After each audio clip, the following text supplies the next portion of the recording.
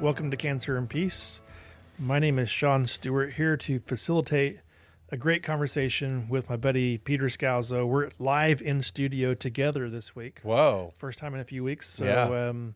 So that means Welcome back. new things are happening, right? Yeah, welcome back too. Well, thank you. Yeah. Yeah, so some things have been brewing with. Hold on. Let's start with the outfit update. I mean, Okay. this is a new outfit. Yeah.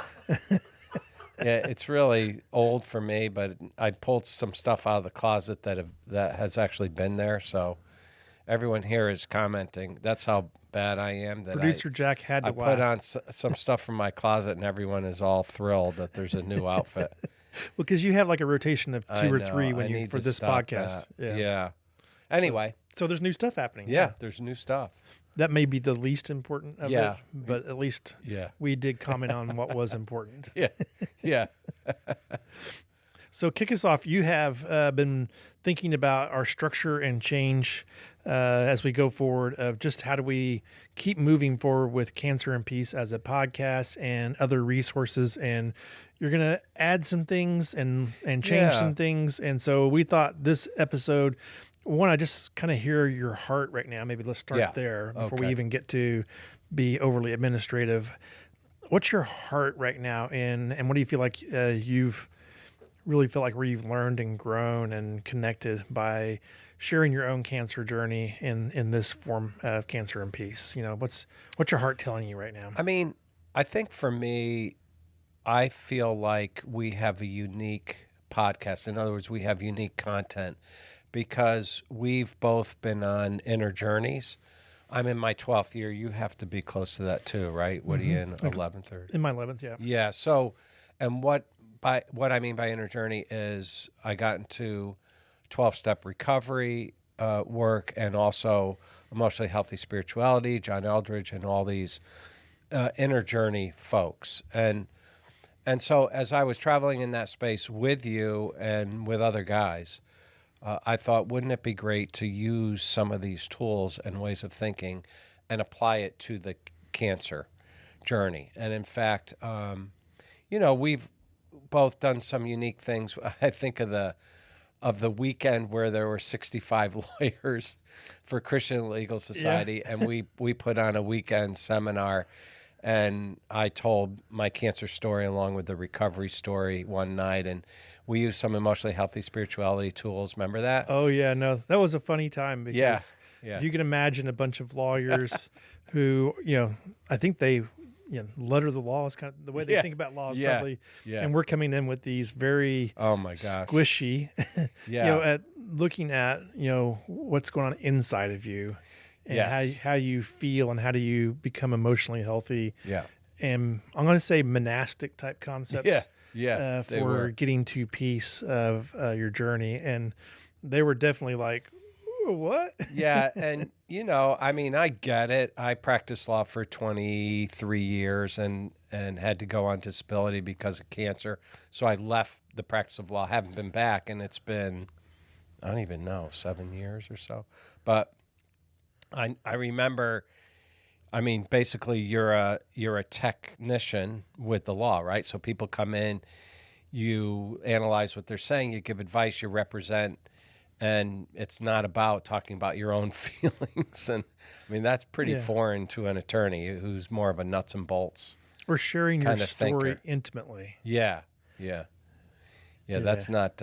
And so we had a few funny moments with that because they were reluctant, remember, in the large group. But then when we had them in small groups, like at dinner time, that's when they started to share, I lost a child. We heard these earthquake events from their lives, and they felt more comfortable in a smaller setting sharing that. So I think we gave them some food for thought, but I think that in that I noticed that I wanted to incorporate recovery principles and inner journey principles in with the cancer journey. So that's been I think that's a unique perspective, and I think a helpful one too for a cancer patient. And so I thought, well, let's do a website with a podcast, and we've been doing this for a little over 2 years now, right? Yeah. And I just got the sense recently that I just wanted to change it up a little bit, and in the sense of rather than showing putting out there a 35/40 minute, whatever it is, video of you and I riffing on a topic. We have, 100 and, how many episodes do we have now, Jack? 100 and, You put him on the spot. what's that? 100 Yeah, and some. like 100 and something, right? 130, whatever. But 137. 137 episodes, people. If you've been following, you're probably, that's like, oh my gosh, that's way too many. So, but I thought there's a lot of content out there. And I happen to listen to podcasters that I really like, and I noticed the length of their podcast is about 15 to 20 minutes. Obviously some are longer. The more popular folk, Joe Rogan, and He goes those 3 guys. hours. Yeah. So I get that, and their listenership is huge, and mine isn't. Mine is very small. So I thought, why don't I just take a month and 3 weeks out of the month just broadcast one of these episodes that we've already done, but reduce it down to a 15-minute nugget. And then that would be what we would put out there, was just a 15-minute nugget, make it easier for people to listen to. And if they want the broader topic, they can go back to the one where we did the broader topic. So in other words, go back to episode 1 and do a 15-minute blurb on it, episode 2, all that. But then also, those are 3 weeks a month. 1 week a month, you and I still meet and do a topic together like we normally do. Let's talk about. I have some thoughts on why, but Yeah. also, and maybe you can add to this. Mm-hmm. One of the things I think is important, and we've covered some concepts early on that we were trying not to repeat the same things over and over again. But a good example of this, I think, would be like the wall. And for most people, cancer represents a wall in their life, this major event, and how a major traumatic type event affects you in your life. We call them walls, or even dark nights of the soul, because they're an invitation to something that's big for your inner journey, as well as the impact on your physical life, but on your inner journey. And we haven't gone back and tried to do 10 podcasts on the wall, even though if you were to ask me, it's one of the most important parts of our faith journey now. Yeah. And so I think part of what I think you're trying to accomplish and what we want to do is to be able to highlight some of those really important pieces without just, re-saying the same things in a new 40-minute block or something like that. Yeah, I think that's right. I think there's some major themes: poverty of spirit, the wall, those types of themes. And I think you actually said it best. I'm trying not to give you too much credit, but I think it was like in the last episode or one. You said that these walls were not meant to crush us.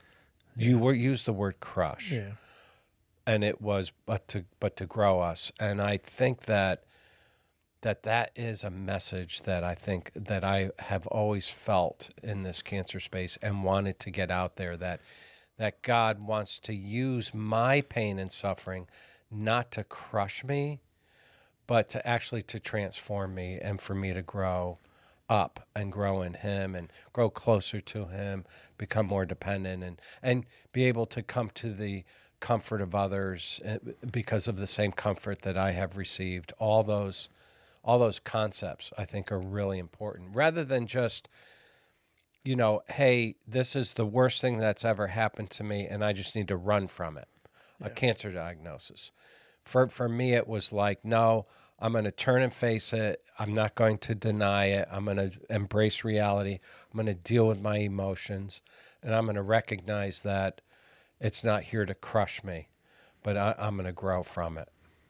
Yeah, that's pretty cool. I heard on the John Eldridge podcast, They're Wild at Heart, when this said in a different way. It was a lady that he has a guest on, and I'm going to rephrase a little bit what she said, but it was basically the walls, or these trials, or this trauma, that God's using that to reveal the lies we believe and the truth that we need.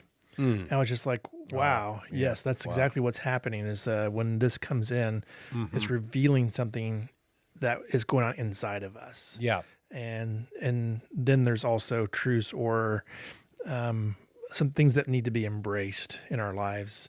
Yeah. And that's what this podcast has been, a lot of that for your experiences. Yeah.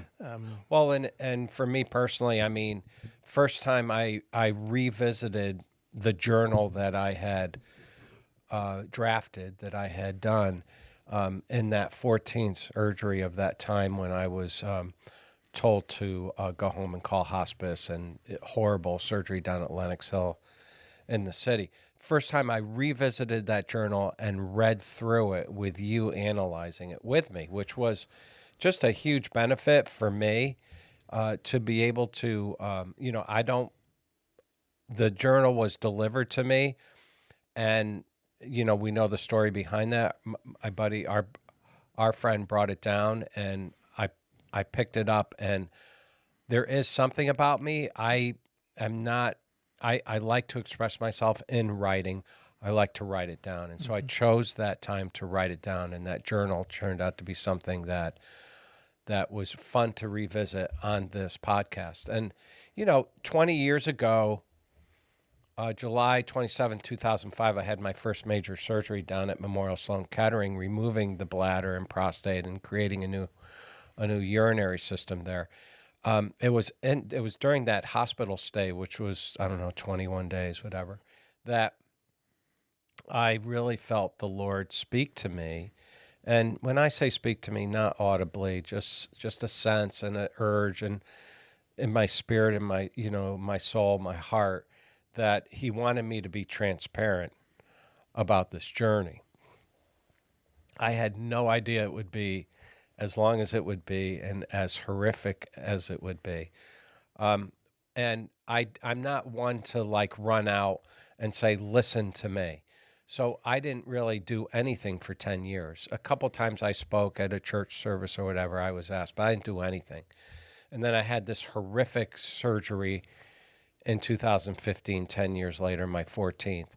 Out of that, I was asked to speak at a prayer breakfast. You remember that? It was well attended, huge, and I came out of the closet for that prayer breakfast, and then the You've been whole waiting to use that, haven't you? yeah, I've been waiting to use that word, that phrase, and then started the whole public ministry, and I think I continue to do it because the feedback from people is, thanks for spreading hope.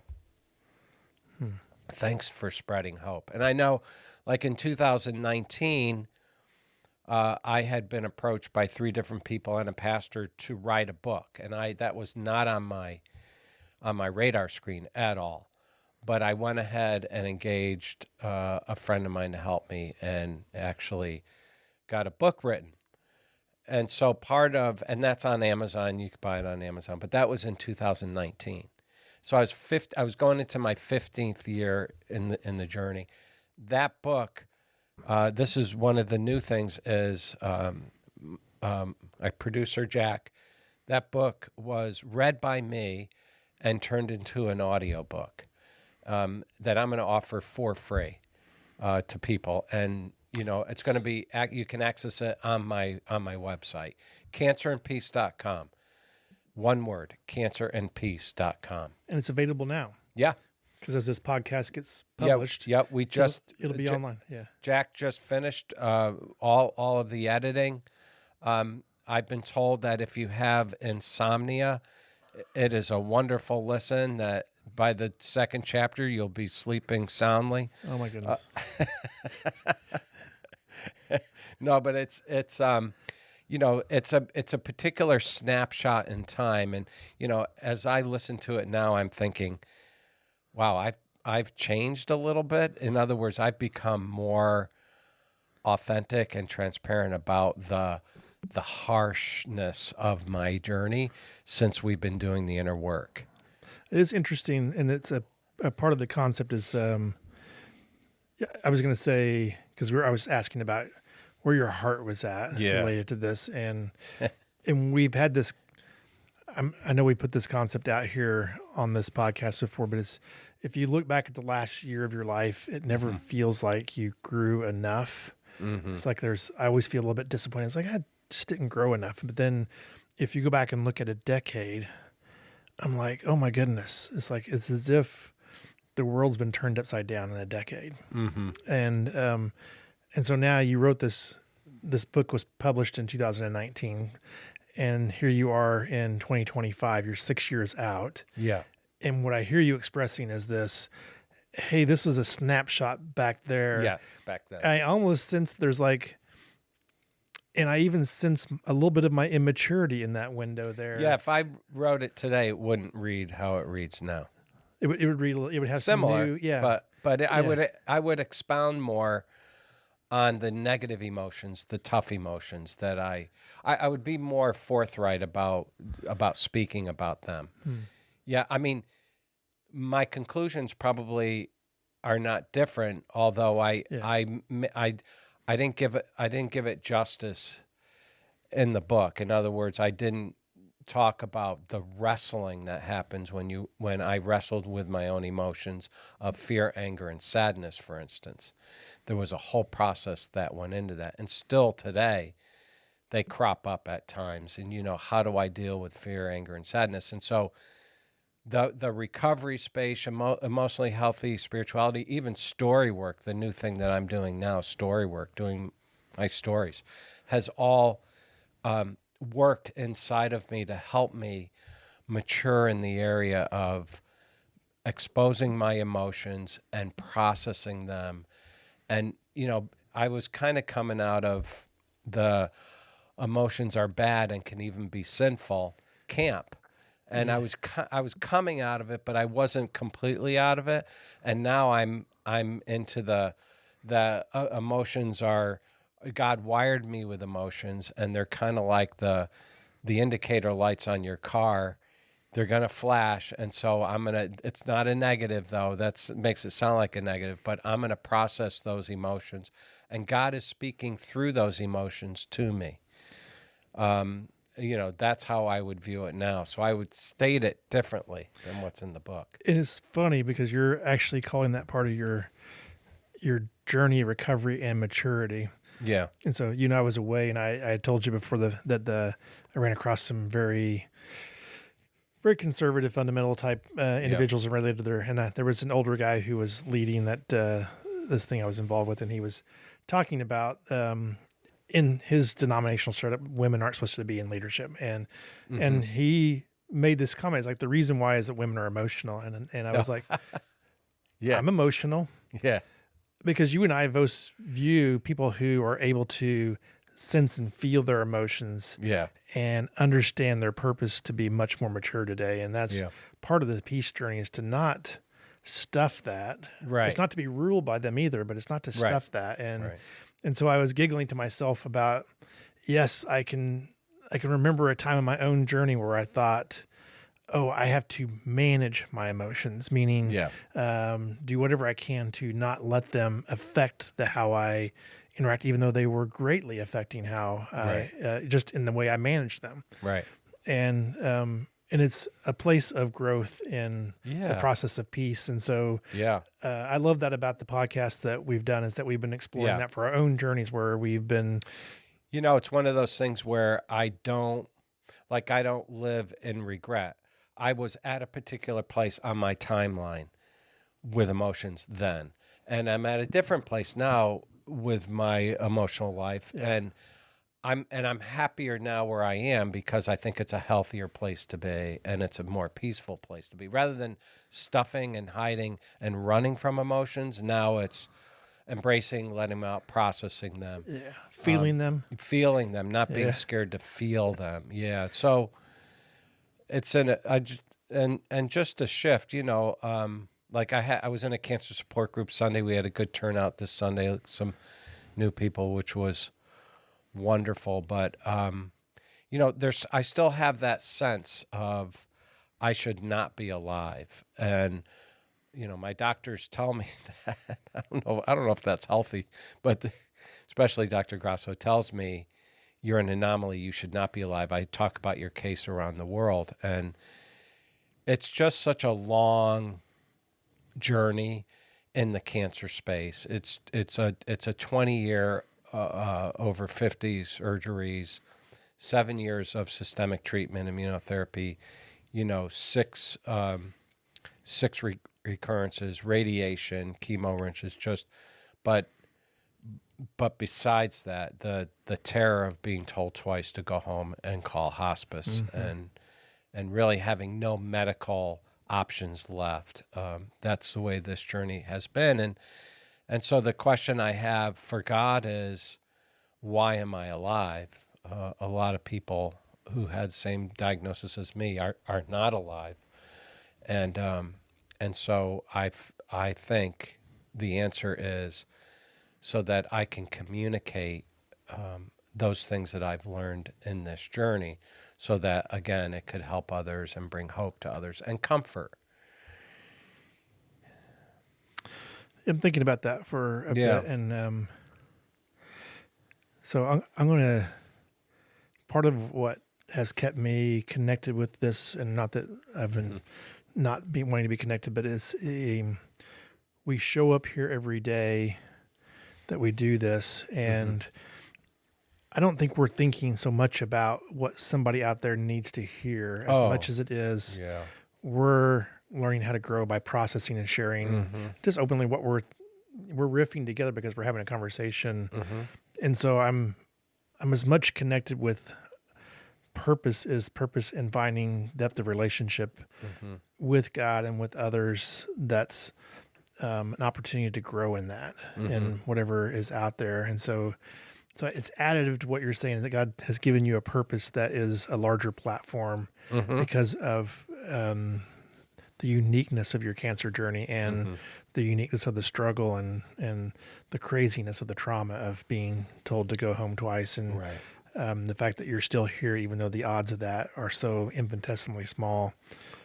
That's a unique story. Yeah, and all the corollary, kidney issues that has prevented me from getting treatment, and I'm down to one marginal kidney with a tube coming out of it, and so chronic kidney disease along with blood clotting and all the other stuff, and yet I'm able to function and do well in life. And so I just want to add here that I really felt sick past, I would say, a couple of years, really struggling with my kidney health, and really, when that's doing a number on you, I felt very fatigued and just unable to really exert a lot of energy. Just really, really struggled physically.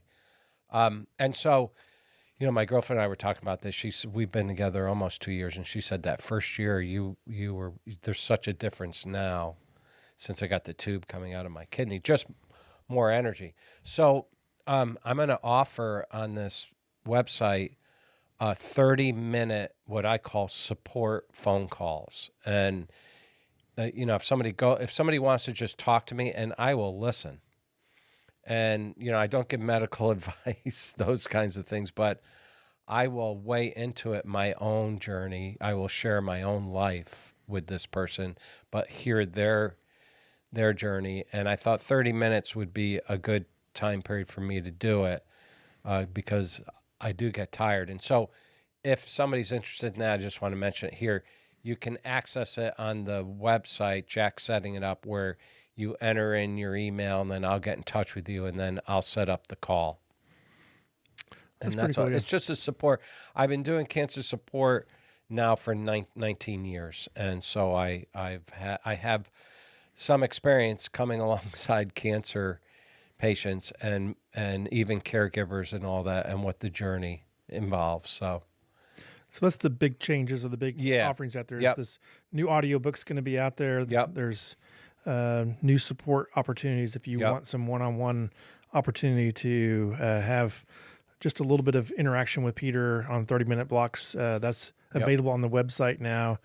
And as the podcasts go forward, we'll be putting out new content once a month, but we're going to be showing condensed content other 3 times a month, other times a month, just to make it easier to access. And so, it's all free. and it's all free. There's no charge. Yeah, I'm not charging for any of this. I don't criticize podcasters or people who have to charge because that's how they make their living. But I'm on disability, so I have a pretty low key economic life, so I'm able to just exist without other income. Well, that's pretty cool, and I think it's a great resource that you're putting out there for Yeah. everyone. And your book is still available out there, also, if somebody Yep. wants to read it, Cancer and Peace. Yep.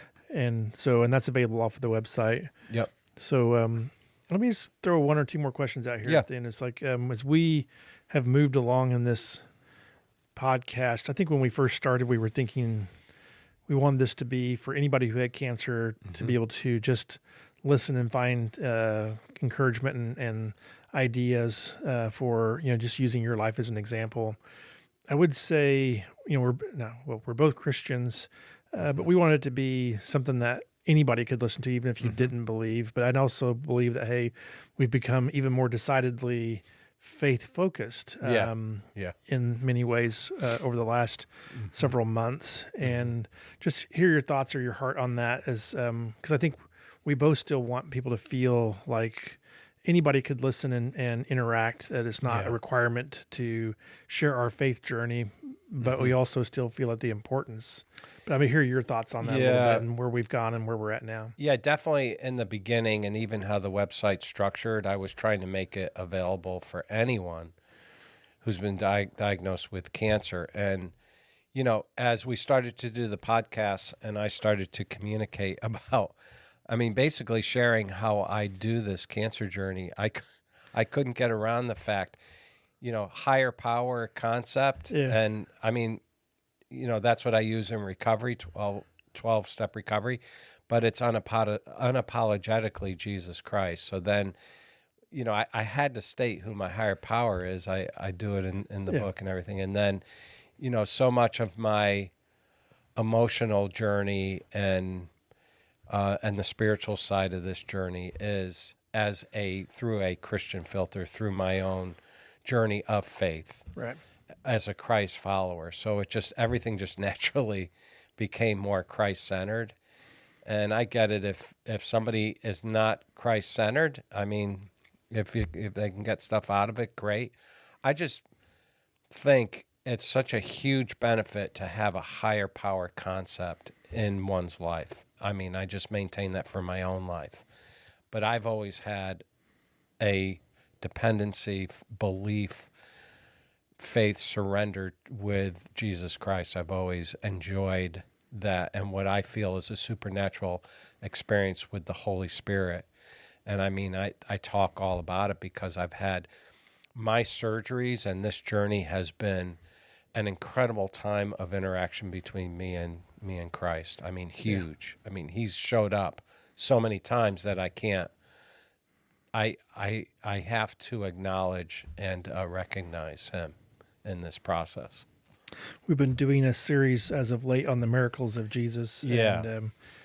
And you want to be one of the ones we've done just recently was the 10 lepers who were healed and only one came back. Yeah. And I think your heart is being in that. You want to be the one who acknowledges who did heal you, who did not just heal you physically, but this person was saved. Their inner being, their who they were, the relationship they had was restored with God also. And I experienced what I consider to be a miraculous healing. My doctors even say that. Yeah. And at the time I was ready to pass, as ready as one can be. Yeah. As ready as I could be at that time, working on acceptance, working through grieving and sadness, and fear and all that. But it's so interesting that my focus was not on physical healing, and yet that's what happened. God did something very unique and special for me. Yeah. And your inner man has been being healed. Oh, yeah. All along the way through this process, which is really cool. Yeah. So it sounds like there's there's some exciting stuff here. Yeah. New audiobook, Yep. new opportunities to connect in an individual basis. Yep. We'll have some condensed content to make it a little bit easier to connect with somebody who doesn't want to go through a 40-minute something. You mean of Sean speaking too long? Yes, that would be what I would say. Yeah. Yeah. No. Yeah. So a little bit easier. So we're just making things easier, more accessible, and I think adding to what you're the phone call, what you've been trying to do. Yes. Yeah. The opportunity to connect personally in that way. Yeah. The phone call. So just check all that out on the not the podcast, on the website. So at cancerandpeace.com, and all of this should be available as this episode here airs. Should be available. That's right. Is that what we're saying? Yes, Okay, it good. will be. So when you hear this, you can go check it out, and I would say give Peter a run at this, connecting with him personally. I think it would be cool to for people to really be able to engage in a personal basis, just to maybe the opportunity to share your story. Because I'd love to see if we could also invite, and don't feel like this is a pressure point, but invite some of you to share your stories with us too. If you've listened and you've been listening to that, we would invite you into this forum to be able to share, because we think part of the beauty of this is hearing other people's stories. Yeah, I offered it to, I was at a cancer support group Sunday at church, and it was a good turnout. And I said, hey, this is what I'm doing. If anyone here is interested, please let me know, and you can join me on this podcast. That's awesome. Yeah. Well, I'm excited about where we're going. Yeah. And thanks for sharing your life. And okay, thanks, Sean. Look forward to Appreciate seeing everybody out here. Appreciate everyone. Thanks. Bye-bye. Bye.